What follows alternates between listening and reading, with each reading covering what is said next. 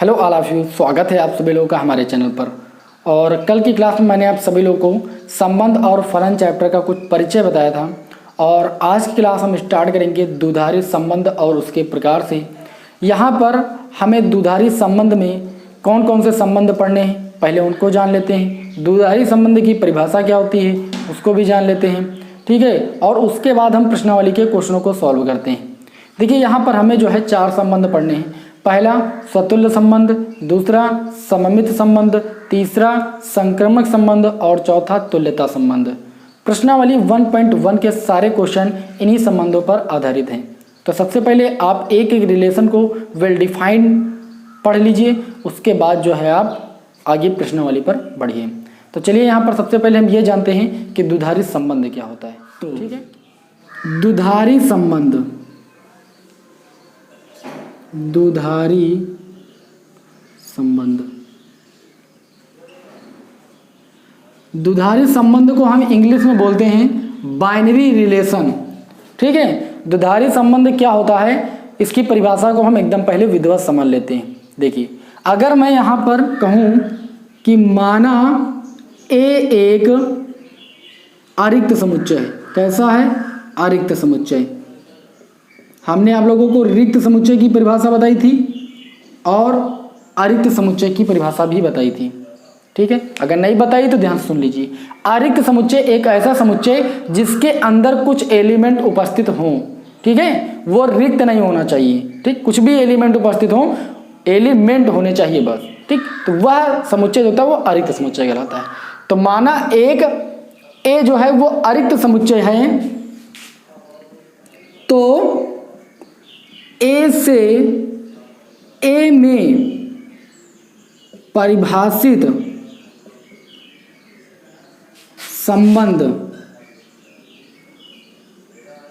द्विधारी संबंध कहलाता है। कौन सा संबंध कहलाता है? द्विधारी संबंध कहलाता है। बात समझ में आई? द्विधारी संबंध क्या होता है? अगर ए आपका कोई अरिक्त समुच्चय है तो ए से ए में परिभाषित संबंध जो होगा वो आपका द्विधारी संबंध होगा, ठीक है। अगर मैं द्विधारी संबंध के प्रकार की बात करूं तो हम यहां आपको 4 प्रकार बताएंगे द्विधारी के। पहला रिलेशन आपका होगा स्वतुल्य संबंध यानी सिमेट्रिक रिलेशन, और दूसरा संबंध आपको यहां पर ये हम पढ़ाएंगे सममित संबंध, और तीसरा संबंध हमें यहाँ पर यह पढ़ना है संक्रामक संबंध, और चौथा रिलेशन हमें यहाँ पर पढ़ना है तुल्यता संबंध। कौन सा संबंध? तुल्यता संबंध, ठीक है। इन 4 रिलेशनों को यदि हम अच्छे से पढ़ लेते हैं तो ये हमारी जो प्रश्नावली 1.1 है इसके सारे क्वेश्चन आप बहुत इजीली सॉल्व कर सकते हो। तो एक एक रिलेशन को हम आपको बताएंगे, ठीक है। हो सकता है आज की वीडियो में 2 ही रिलेशन हो पाए, तो आपको रिलेशन को समझना है कि इसमें है क्या, ठीक है। आप क्वेश्चन ऐसे ही सॉल्व कर लोगे बहुत इजी तरीके से, आपको कुछ भी कठिन नहीं लगेगा। तो यहाँ पर 4 संबंध हमें सीखना है, जिसमें से हम पहला संबंध यहाँ पर पढ़ना स्टार्ट करते हैं, ठीक है। तो इसको हम थोड़ा यहाँ पर बता दिए हैं, इसको आप नोट कर लीजिए। अब आपको हम स्वतुल्य संबंध के बारे में बताते हैं, इसको थोड़ा हम रफ कर दें। यहाँ पर जानते हैं स्वतुल्य संबंध क्या होता है। स्वतुल्य संबंध इसको इंग्लिश में बोलते हैं रिफ्लेक्सिव रिलेशन, ठीक है। स्वतुल्य संबंध को इंग्लिश में बोलते हैं रिफ्लेक्सिव रिलेशन। स्वतुल्य संबंध क्या होता है? एक ऐसा संबंध जिसके समुच्चय के जो अवयव हों वह स्वयं से संबंधित हों, ठीक है। एक ऐसा रिलेशन, जब भी कोई रिलेशन हमें गिवन होता है तो वह किसी सेट के ऊपर गिवन होता है, ठीक है। तो जो सेट के एलिमेंट हों यदि वे स्वयं से संबंधित हों तो वह संबंध हमारा स्वतुल्य संबंध कहलाता है। शायद आप ऐसे ना समझ पाओ, मैं एग्जाम्पल लेकर आपको विधिवत समझाने का प्रयास करता हूँ, ठीक है। तो स्वतुल्य संबंध को अगर मैं प्रतीकात्मक रूप में देखूं तो किस तरीके से लिखा जाता है? प्रतीकात्मक रूप में इसको इस तरीके से लिखा जाता है, जरा ध्यान से समझने का प्रयास कीजिए। प्रतीकात्मक रूप में x कामा एक्स, यानी जो पहला एलिमेंट होना चाहिए और जो दूसरा एलिमेंट होना चाहिए, ठीक है, वो बिलोंग करना चाहिए रिलेशन में। आई बात समझ में। फॉर आर जो एलिमेंट होना चाहिए वो जो गिवन सेट है, मान लीजिए ए सेट आपका दिया है तो उसमें बिलोंग करना चाहिए। ठीक, सबसे पहले यहां पर ये जान लीजिए कि कोई अगर संबंध दिया है, समुच्चय ए से बी में परिभाषित है या ए से ए में परिभाषित, इसका क्या मतलब है? अगर कोई सेट हमारा ए से बी में परिभाषित है तो इसका मतलब रिलेशन में जो क्रमित युग्म की वैल्यू आएगी उसमें प्रांत जो होगा वो पहले समुच्चय से आएगा और जो सह प्रांत होगा वो दूसरे समुच्चय से आएगा। लेकिन अगर कोई संबंध ए से ए में परिभाषित है तो इसका मतलब ये है कि उस रिलेशन का जो प्रांत आएगा वो भी आपका किससे आएगा? सेट ए से आएगा, और जो आपका सह प्रांत आएगा वो भी आपका सेट ए से आएगा। तो चूंकि यहां पर हम दुधारी संबंध के प्रकार पढ़े हैं इसलिए हमें सिर्फ एक गिवन सेट दिया होगा। हमने माना कि एक सेट आपका दिया है ए इक्वल टू 1,2,3, ठीक है, यहां पर हमें एक सेट गिवन है और एक रिलेशन हमें डिफाइन किया गया है x, y such that x equal to y for all x, y belongs to जो सेट हमारा a है उसमें, यानी जो क्रमित युग्म होंगे, ठीक है, क्रमित युग्म वो x y के बराबर ये रिलेशन दिया है और दोनों एलिमेंट जो है वो सेट a से बिलोंग करने चाहिए और वो आपस में बराबर भी होने चाहिए, ये रिलेशन है। ठीक है, तो यहां पर अगर हम देखें तो हमने आपको बताया था कि कोई संबंध जो होता है वो क्या होता है? दो सेट्स का कार्सियन प्रोडक्ट होता है। तो यहां पर चूंकि एक ही सेट है, एक सेट ए से ए में परिभाषित है, तो हम यहां पर क्या करेंगे? हम ए क्रॉस ए पहले निकालेंगे, इसका कार्सियन प्रोडक्ट निकालेंगे। तो सबसे पहले यहां पर हम क्या करेंगे? ए क्रॉस ए, क्योंकि जो रिलेशन आएगा वो इसके कार्सियन प्रोडक्ट से ही आएगा। आई बात समझे? क्योंकि जो रिलेशन होता है वो कार्सियन प्रोडक्ट का उप समुच्चय होता है, बताया था ना कल ये बात। तो यहां पर पहले हम ए क्रॉस ए निकालेंगे, तो ए क्रॉस ए निकालेंगे तो हो जाएगा 1,2,3 क्रॉस 1,2,3। ठीक, अब यहां पर ए क्रॉस ए की वैल्यू फाइंड करना सभी लोग जानते हो, 1 का 1 के साथ, 1 का 2 के साथ, 1 का 3 के साथ, 2 का 1 के साथ, 2 का 2 के साथ, 2 का 3 के साथ, फिर 3 का 1 के साथ, ठीक है, और 3 का 2 के साथ और 3 का 3 के साथ। ठीक है, कामा जरूर लगा लेना आप प्रत्येक क्रमित युग्म के बाद। ये आपकी हो गई ए क्रॉस ए की वैल्यू। आई बात समझ में? कार्सियन प्रोडक्ट हमने निकाल लिया। अब हमें रिलेशन निकालना है। क्या निकालना है? रिलेशन। अब जो रिलेशन निकालना है वो हम देखेंगे क्या दिया हुआ है, x इक्वल टू वाई। जो क्रमित युग्म प्राप्त करना है उसमें x इक्वल टू वाई होना चाहिए। तो हम यहां पर a क्रॉस a में क्रमित युग्म देखेंगे तो हमें क्या प्राप्त होंगे? 1 1 बराबर है तो 1,1 मिल जाएगा, क्योंकि इस रिलेशन के अनुसार, यानी जो क्रमित युग्म की वैल्यू होनी चाहिए उसमें दोनों एलिमेंट आपस में क्या होने चाहिए? बराबर। ये तो रिलेशन हमें यहां पर दिया है। 1,2 क्या 1 2 के बराबर होगा? नहीं होगा। 1 3 के बराबर होगा? नहीं होगा। 2 1 के बराबर होगा? नहीं होगा। 2 2 के बराबर हो जाएगा, ठीक है, और 3 3 के बराबर हो जाएगा, बाकी कोई चीज किसी के बराबर नहीं होगी। तो ये रिलेशन जो होगा वो कैसा होगा?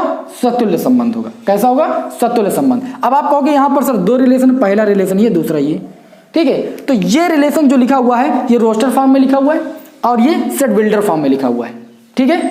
तो यहां पर ये जो संबंध होगा वो सतुल्य संबंध होगा। सतुल्य संबंध होने का मतलब जो रिलेशन जिस सेट के ऊपर दिया है, जैसे ये रिलेशन दिया है इस सेट के ऊपर दिया है, तो इस सेट के सारे एलिमेंट अपने से संबंधित होने चाहिए। देखिए 1 2 3, 1 1 से संबंधित, 2 2 से संबंधित, 3 3 से संबंधित, बाकी कुछ भी दिया हो हमसे कुछ नहीं मतलब।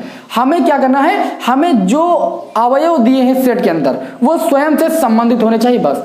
अगर कुछ कम या ज्यादा है तो उससे हमें कोई मतलब नहीं, बस जो आपके एलिमेंट दिए वो स्वयं से संबंधित होने चाहिए, ठीक। अब जैसे यहां पर मैंने इस रिलेशन को डिफाइन किया, ठीक। अब यहां पर अगर एक रिलेशन और मैं आप लोगों के सामने लिख दूं, r इक्वल टू 1, 1, 2, 2, ठीक है, तो क्या ये रिलेशन जो है वो स्वतुल्य संबंध है इस सेट के लिए? नहीं है। क्यों नहीं है? क्योंकि इसके 3 एलिमेंट हैं और 3 एलिमेंट में पहला एलिमेंट स्वयं से संबंधित है, दूसरा एलिमेंट 2 2 से संबंधित है, लेकिन तीसरा एलिमेंट स्वयं से संबंधित नहीं है, इसलिए ये आपका एक स्वतुल्य संबंध नहीं होगा। आई बात समझ में। जैसे मैं एक रिलेशन और आपको डिफाइन करके दिखाता हूँ, थोड़ा यहाँ पर रफ कर देता हूँ। जैसे हमें एक रिलेशन और दिया है 1, 1, 1, 2, 2, 2, 2, 3, 3, 3 और 3, 1। यहाँ पर एक रिलेशन हमें दे दिया गया। अब कहा जाए जो ये रिलेशन दिया गया है, क्या इस सेट के लिए, जो गिवन सेट है में, इस सेट के लिए क्या ये स्वतुल्य संबंध है? कहने का मतलब रिफ्लेक्सिव रिलेशन है क्या? तो हम पहले ये देखेंगे कि जो सेट दिया है उसमें कितने एलिमेंट, 3। अब वो स्वयं के साथ रिलेट हो रहे हैं या नहीं हो रहे हैं? 1, 1 के साथ रिलेट हो रहा है, 2, 2 के साथ रिलेट हो रहा है, 3, 3 के साथ रिलेट हो रहा है। मतलब जो हमें चाहिए वो हमें मिल गया।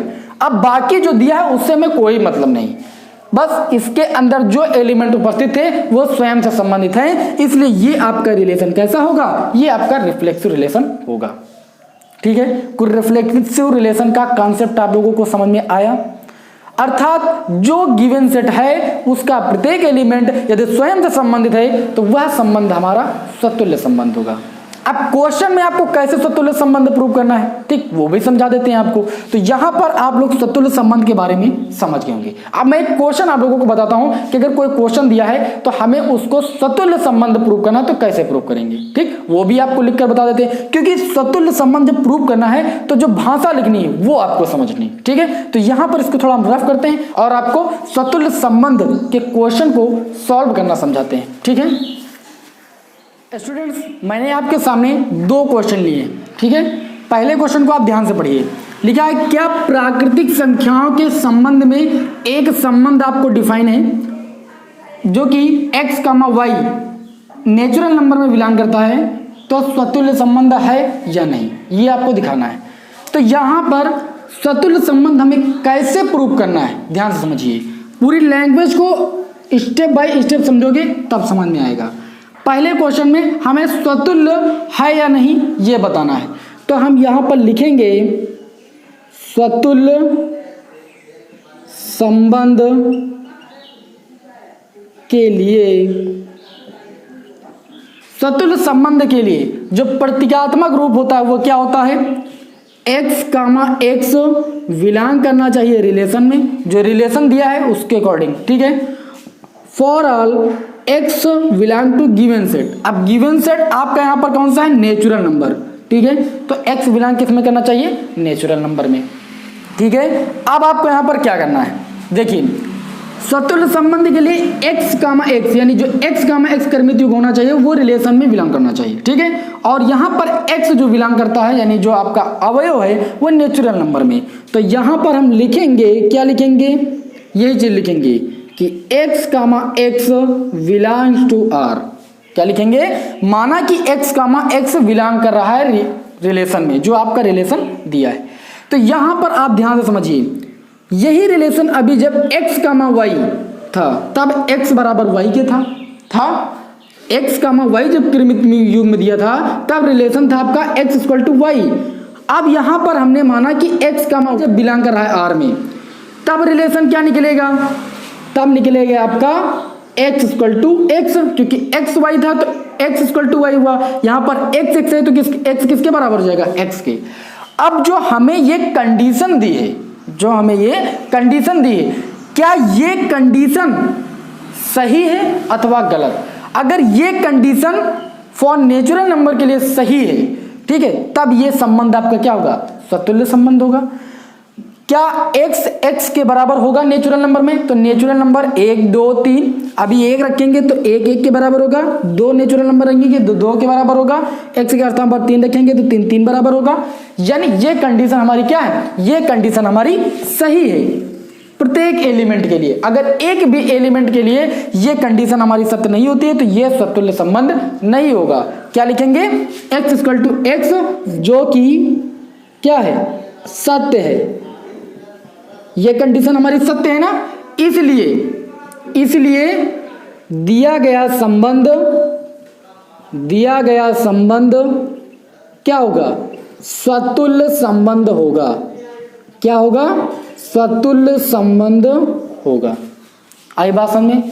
स्वतुल्य संबंध में आपको सिर्फ 3 लाइनें लिखनी है। पहले आपको प्रतीकात्मक रूप लिखना है x comma x belong to किसमें, रिलेशन में। अब आपको ये देखना है जो आपका अवयव है जिस सेट का वो किस नंबर में बिलोंग कर रहा है, नेचुरल नंबर में यहाँ पर बिलोंग कर रहा है, रियल नंबर में बिलोंग कर सकता है, इंटीजर में बिलोंग कर सकता है, किसी में बिलोंग कर सकता है। अब आपको ये तो पता होना चाहिए कि प्राकृतिक संख्याएं क्या होती है 1 2 3, तो हम जो कंडीशन बनेगी उसमें वो संख्याएं रख के देखेंगे। अगर एक भी संख्या इस कंडीशन को फॉलो नहीं करेगी तो ये आपका स्वतुल्य संबंध नहीं होगा। चलिए दूसरा क्वेश्चन देखते हैं।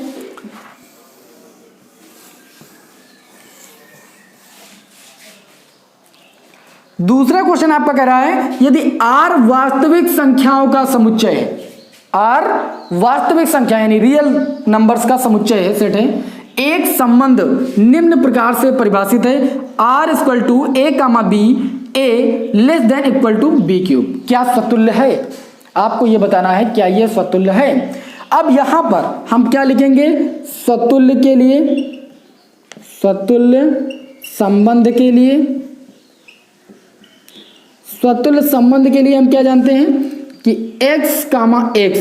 अब चूंकि यहां पर a कामा b दिया है तो आप लिख सकते हो a comma a belongs to, for all जो a होना चाहिए वो बिलोंग करना चाहिए गिवन सेट में। सेट कौन सा दिया है, r यानी वास्तविक संख्याओं का रियल नंबर में, तो जो एलिमेंट होना चाहिए वो रियल नंबर में बिलोंग करना चाहिए। आई बात समझ में? अब क्या करेंगे, ठीक है, अब यहां पर लिखेंगे कि माना a comma a belongs to r। जब a comma b belongs to r है तो आपका कौन सा कंडीशन दी हुई है, a less than equal to b cube. जब a कामा a हमने माना है तो कंडीशन आपकी यहाँ पर क्या बनेगी, a less than equal to a cube, यानी हमने b के स्थान पर a केवल लिख दिया है बस स्वतुल्य संबंध के लिए। आई बात समझ में? तो a less than equal to a cube. अब देखेंगे क्या ये कंडीशन हमारी सत्य है अथवा असत्य है। अब यहां पर a किस में बिलोंग कर रहा है, रियल नंबर में। रियल नंबर में आपके फ्रैक्शन संख्याएं भी आती हैं, यानी भिन्नात्मक संख्याएं जिनको हम अंश और हर के रूप में लिख सकते हैं। तो यहां पर अगर हम देखें तो 1 लेस देन a क्यूब, 1 के बराबर है यानी कंडीशन फॉलो हो रही। अगर मैं 2 लिखूं, 2 लेस देन इक्वल टू 2 का क्यूब, 2 का क्यूब कितना होता है, 8 होता है, ठीक। तो ये कंडीशन भी सेटिस्फाइड हो रही यानी 8 बड़ा है 2 से, ठीक है। अब यहां पर हम देखें क्या फ्रैक्शन पार्ट को ये जो है सेटिस्फाइड करता है। अगर मैं रख दूं यहां पर 1/2 तो 1/2 लेस देन इक्वल टू 1/2 का whole cube, 1/2 less than equal to 1/8। क्या 1/8 1/2 से बड़ा है, नहीं बड़ा है ना, यानी ये कंडीशन यहां पर क्या होल्ड नहीं हो रही है। तो हम यहां पर क्या लिखेंगे, यह संबंध प्रत्येक के लिए सत्य नहीं है। क्या नहीं है, सत्य नहीं है, अतः दिया गया संबंध स्वतुल्य संबंध नहीं होगा। अतः दिया गया संबंध स्वतुल्य संबंध नहीं होगा।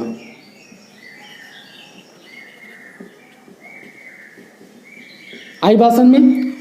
तो a कामा a अगर रिलेशन में बिलोंग करता है तो अब कंडीशन आपकी क्या दी हुई, a less than equal to b cube. तो मैंने a कामा a माना, यहाँ पर a कामा b था तो इस कंडीशन के अनुसार ये था, तो इस कंडीशन के अनुसार ये आपकी हो जाएगी। अब यहाँ पर a रियल नंबर में बिलोंग कर रहा था तो रियल नंबर हम रखकर देखेंगे कंडीशन सेटिस्फाइड हो रही कि नहीं। तो रियल नंबर में संख्याओं के लिए तो कंडीशन सेटिस्फाइड हुई लेकिन फ्रैक्शन पार्ट के लिए सेटिस्फाइड नहीं हुई। देखिए ये कंडीशन क्या सेटिस्फाइड है, नहीं है, इसलिए यह संबंध क्या होगा, स्वतुल्य संबंध नहीं होगा। ठीक है, आई होप आप लोगों को स्वतुल्य संबंध समझ में आया होगा।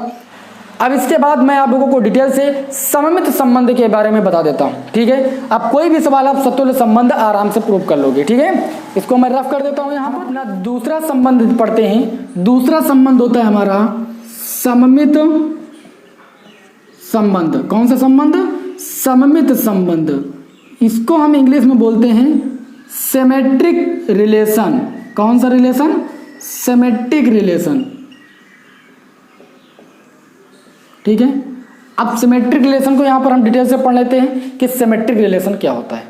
ठीक, मान लीजिए एक हमें कोई सेट गिवन है a इक्वल टू 1, 2, 3। अब जो आपका रिलेशन डिफाइन होना चाहिए, रिलेशन में जो कृमित युग्म होने चाहिए, मान लीजिए रिलेशन में कृमित युग्म हमें दिया है 1,2। अगर 1,2 दिया है तो दूसरा क्रमित युग्म होना चाहिए 2,1।